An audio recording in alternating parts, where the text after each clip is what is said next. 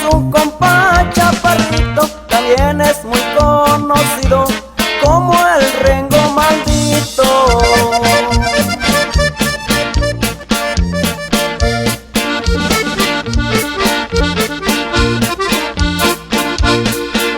Palenques y jaripeos representa su cuadrilla.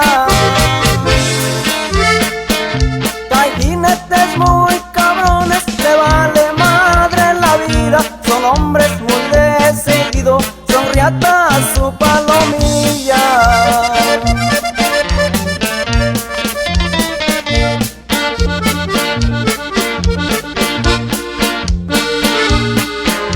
Allá en Tepenix, la Huaca, fue donde Mario nació.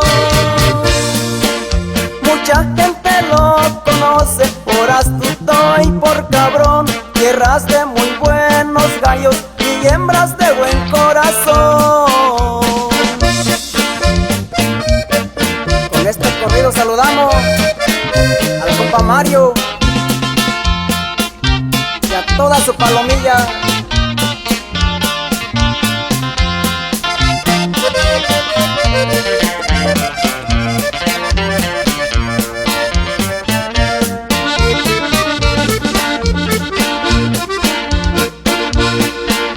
Para ser un buen cabrón no se necesita altura.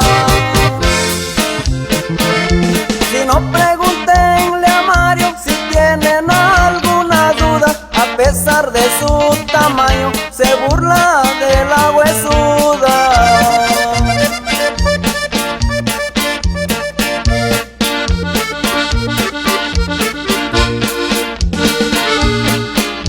Ya con esta y me despido al pie de este verquelito. Ya les canté este corrido del mentado Oaxaquito. Su nombre es Mario García, alias el Rengo Maldito.